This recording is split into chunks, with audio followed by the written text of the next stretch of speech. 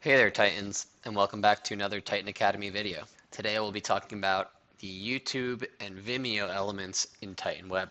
First, we'll show you how you can configure YouTube or Vimeo videos using these elements, and then I'll show you some interactivity such as YouTube events that you can trigger when your end user plays, pauses, or starts a video.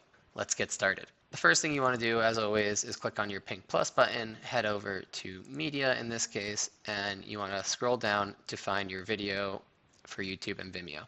Now, we do have iframes where you can bring in URLs from your website and actually host that inside Titan, but for certain things such as YouTube and Vimeo, you're not able to actually do this within an iframe, and instead we have these special elements that allows you to show videos in Titan.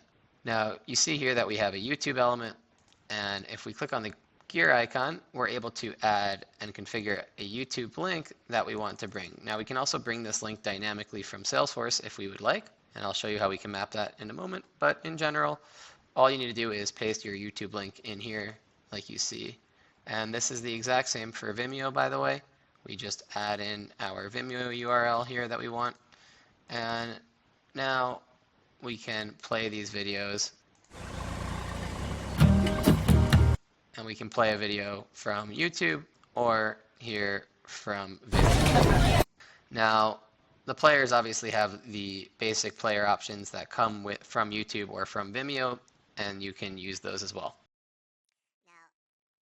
Let's quickly show you how you can map from Salesforce. If I head over and create a get, and I'll set up doesn't matter what object, any object that's hosting the URL that has that YouTube URL in a certain field.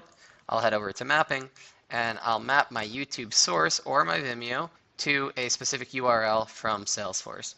Now I don't have this in my Salesforce, but if you have a YouTube URL in your Salesforce, you can of course bring this in dynamically and run a get to populate your element.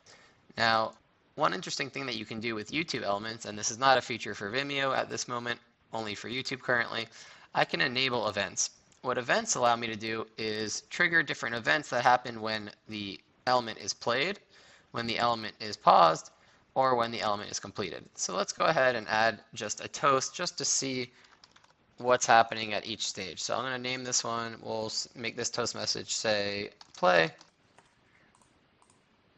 and we'll make this toast message say paused. And we'll make this one say finished. And so you can do obviously much more complex actions, and we'll talk about one use case that might be interesting in a moment. But what this will essentially allow for me to do is when my YouTube video plays, when I pause it, and when I actually complete my video, let's take this to the end so that we can complete it, and I'll turn off the sound. So now you can see I've played it, and now that it's finished, I've gotten my finish icon over here. Of course, if I play it again, I'll get play. If I pause it, I'll get paused, etc. Now, one interesting use case you can do with this is actually you can push the timestamp for the video to Salesforce depending on what your end user does. So again, I don't have fields for this in Salesforce, but I'll just show you the mapping that you can do and the attributes that we allow.